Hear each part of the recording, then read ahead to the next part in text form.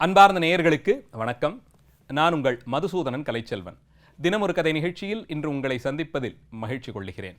நால்வர் பெருமக்களினுடைய அந்த வாழ்க்கை வரலாற்றை பார்க்கும்போது அவர்கள் 4 பேரும் திருஞான சம்பந்தர், திருநாவுக்கரசர், சுந்தரமூர்த்தி சுவாமிகள், மாணிக்கவாசகர் 4 பேருமே இறைவனாலே நமக்காக அனுப்பப்பட்ட பொக்கிஷங்கள் என்று அறிந்து கொள்ள முடிகிறது. அப்பரும் சம்பந்தரும் சமகாலத்தவர்கள். மற்ற இருக்கக்கூடிய இருவருமே ஒவ்வொரு நூற்றாண்டு கழித்து அவதாரம் செய்திருந்தாலும் அவர்கள் இறைவனை சென்று அடைவதற்கு இறைவன் அவர்களுக்கு காண்பித்து கொடுத்த வழி மிகவும் சுவாரஸ்யமானதாக இருக்கிறது. அதிலே முதல் இருவர் சமகாலத்தவர்கள் என்று பார்க்கிறோம். ஞானசம்பந்த பெருமானும் அப்பர் பெருமானும் 7ஆம் நூற்றாண்டிலே தமிழகம் செய்த தவப்பயனாக இந்த பகுதிகளிலே வலம் வந்து பல ஆலயங்களுக்கு சென்று வழிபாடெல்லாம் செய்து வந்திருப்பதை பார்க்க முடிகிறது.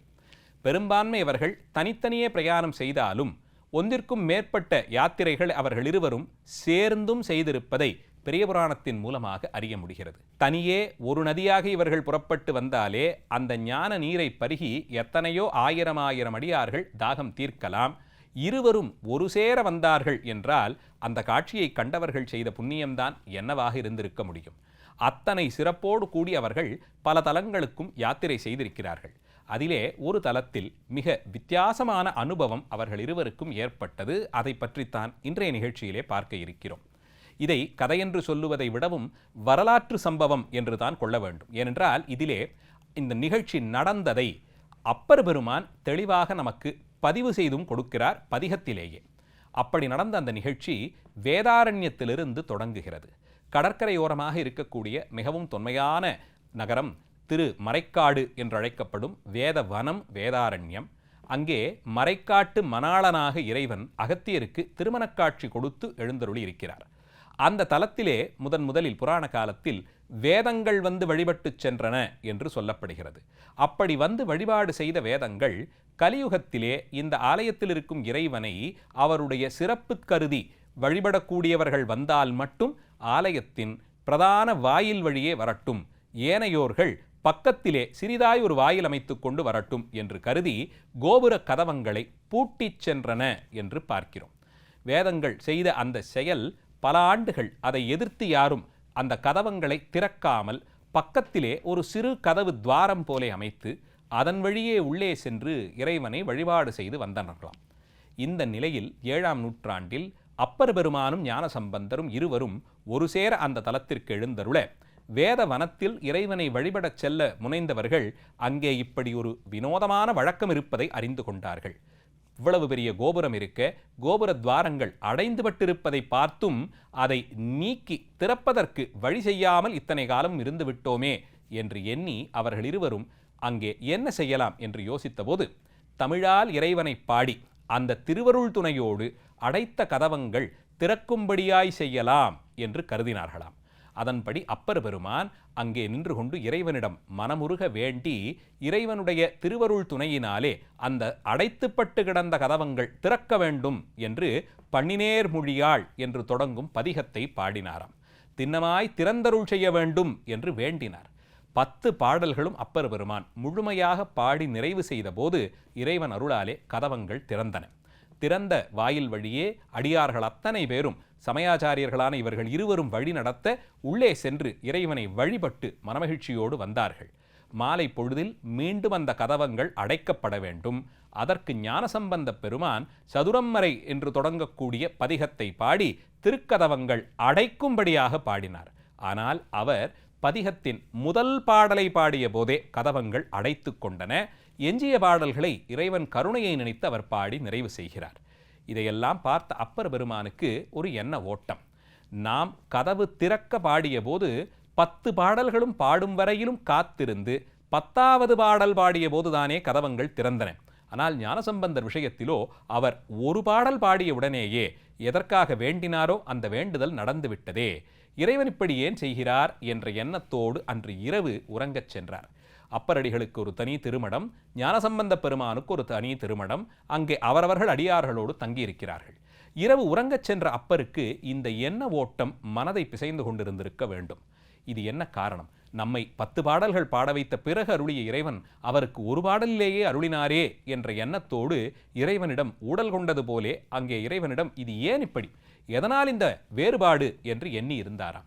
இதையெல்லாம் பார்த்து எல்லாவற்றையும் திருவிளையாடல் நிமித்தமாக செய்யக்கூடிய எல்லாம் வல்ல பரம்பொருளான சிவபெருமான் அப்பர் பெருமானுடைய கனவில் அன்று இரவு தோன்றி, அருகிலே இருக்கும் திருவாய்மூர் தலத்திற்கு வாருங்கள், உங்கள் மனக்குறை தீர உமக்கு நாம் தாண்டவ கோலத்தை காண்பித்து கொடுக்கிறோம் என்று ஆசீர்வதித்தாராம்.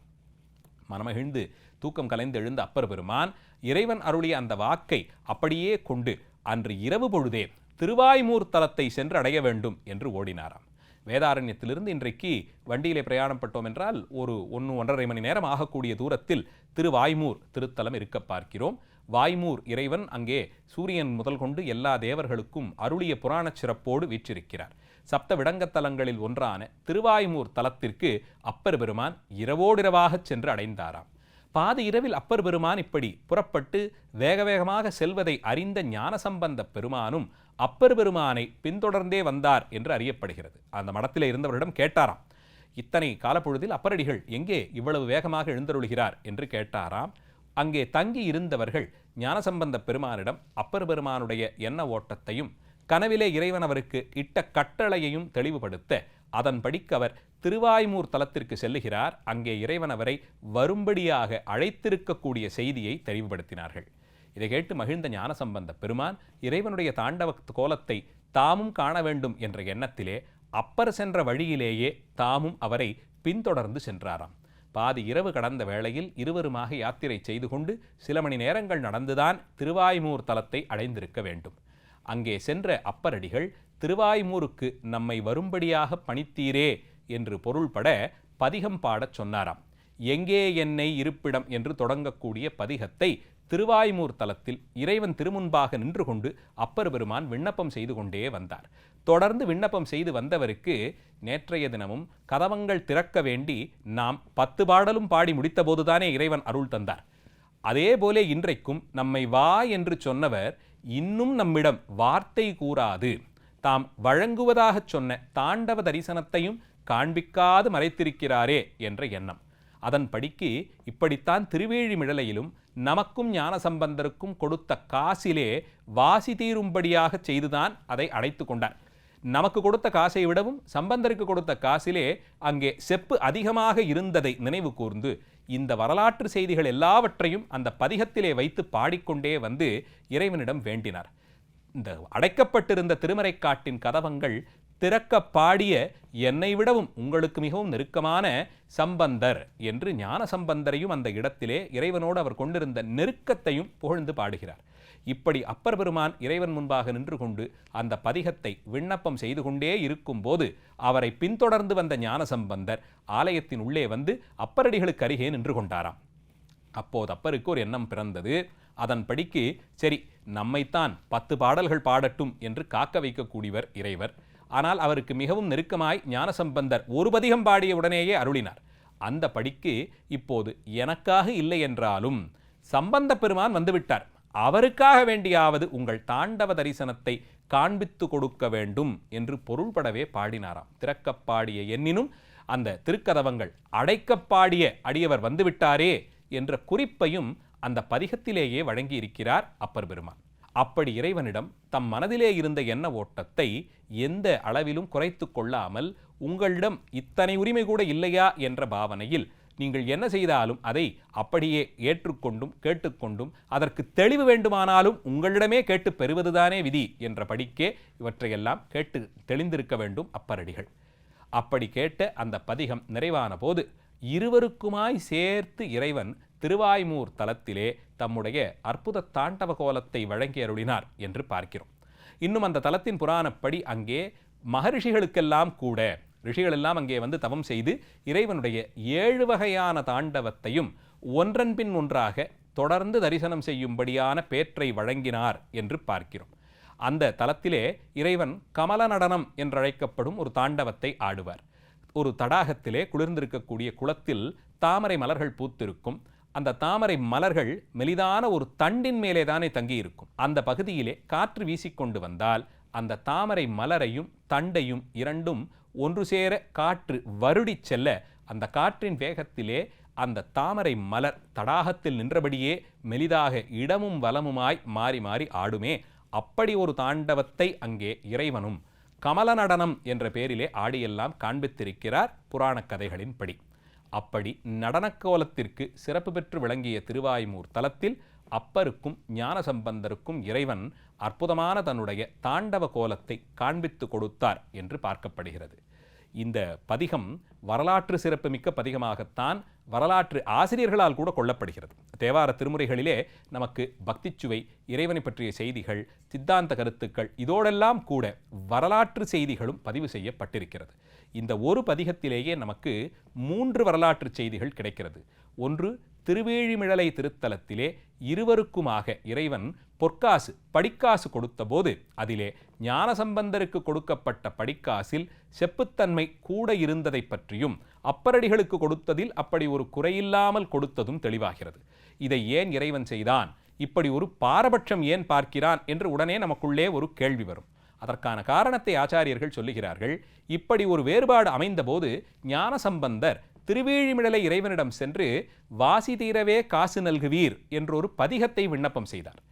இன்று வரையிலும் கூட சம்பந்தருடைய தேவார பதிகங்களிலே அந்த பதிகம், அது சின்ன சின்ன அளவில் இருக்கக்கூடிய பாடல்கள் தான், 10 பாடல்கள். அப்படி படித்து பார்த்தால் கூட 2-3 நிமிடங்களில் பாராயணம் செய்யலாம். அந்த பதிகம் நமக்கு கிடைக்கப்பெற்றது. சரி, அந்த ஒரு பதிகம் கிடைத்ததால் என்ன பயன் என்று பார்த்தால், இன்றும் கூட நம்முடைய செல்வத்தன்மையை, செல்வச் செழிப்பை அதிகப்படுத்தி கொடுப்பதற்கு, போதுமான பண வரவு நம்மை வந்து சேருவதற்கு அந்த பதிகத்தை பாராயணம் செய்தால் பல அற்புதங்கள் நடப்பதை பார்க்க முடிகிறது. அப்படி ஒரு பதிகம் கிடைத்தது. சரி, இது முதல் வரலாற்று சம்பவம். இரண்டாவது, வேதாரண்யம் திருமறைக்காட்டு தலத்திலே அந்த கதவங்கள் அடைக்கப்பட்டிருந்ததற்கும் அதை ஒருவர் பாடி திறந்ததும் மற்றொருவர் பாடி அடைத்ததுமாகிற வரலாற்று சம்பவம். அதுவும் இப்படி வேதங்கள் வந்து கதவடைத்து சென்றன என்பது புராண செய்தியாக நின்று விடாமல் அப்பரடிகள் காலம் வரையிலும் அந்த வழக்கம் இருந்ததையும் அதை அவர்கள் இருவரும் பாடி திறந்தும் அடைத்தும் செய்த அற்புதமாகிற அந்த செய்தியும் இந்த ஒரு பதிகத்திலேயே நமக்கு கிடைத்து விடுகிறது.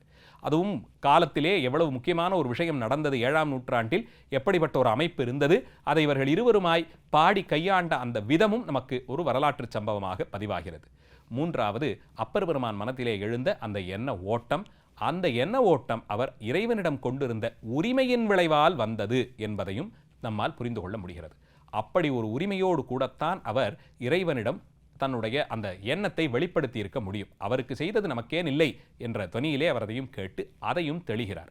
மூன்றாவதாய், திருவாய்மூர் திருத்தலத்தினுடைய சிறப்பும், அந்த தலத்தை இருவரும் அர்த்தராத்திரி வேளையிலே சென்று அடைந்ததும் இருவருமே அந்த தலத்து இறைவனை கொண்டாடி பாடியதையும் இறைவன் அவர்கள் இருவரையும் ஒரு சேர நிறுத்தி தாண்டவ தரிசனம் கொடுத்ததையுமாய் அறிந்து கொள்ளவும் முடிகிறது. பதிகம் பாடி இவர்கள் பொன்னும் பொருளும் பெற்றதும், கதவங்கள் அடைத்து திறந்ததும், இறைவனுடைய தாண்டவ தரிசனத்தை எல்லாவற்றிற்கும் மேல்பட்ட பரிசாய் அதையும் பெற்றதை இந்த ஒரு பதிகம் தருகிறதென்றால், அவர்கள் பாடியிருக்கக்கூடிய அத்தனை 100 பதிகங்களிலிருந்தும் எத்தனை செய்திகளை நாம் பெறலாம், எத்தனை அற்புதங்களை நாமும் கண்டடையலாம் என்பதை யூகித்துக் கொள்ளலாம். நாளை தினம் மீண்டும் ஒரு கதையோடு உங்களை சந்திக்கிறேன். நன்றி, வணக்கம்.